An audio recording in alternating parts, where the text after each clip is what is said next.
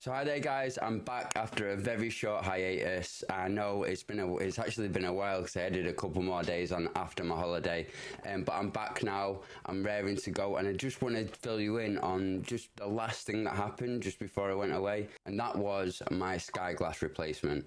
I've really got to say I'm so happy with how Sky handled this whole situation, but having also said that, it wasn't actually Sky who I dealt with, it was another company.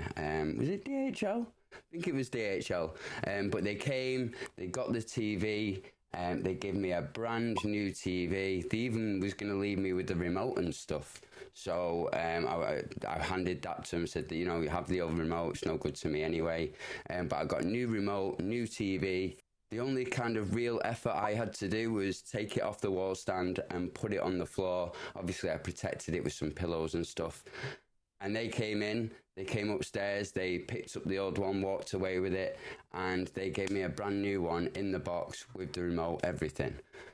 So yeah, I'm really happy. I've got a brand new one. Now, here's the mad one about it. Here's the crazy thing about it. Since I got this new TV, it is better. Now, I don't really know whether it's like the placebo effect, because I've just got it in my mind that that other TV was so bad. You know when you know something's wrong with your car? Nobody else knows that there's something wrong with your car, but because you know that that problem's there, you feel like your car's falling to bits. Maybe it was a situation like that with my Sky Glass, because right out of the box I knew there was a problem with the speakers.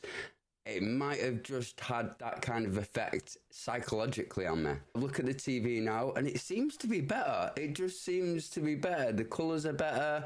I don't know if it's something to do with the new settings. Something just fell off there. I don't know whether it's something to do with the new settings or anything like that, will it come with the Sky Glass? Now, I did notice that it didn't have to do the latest update, so I don't know, maybe they send out the TVs with different settings on, but I've got to say, it's great.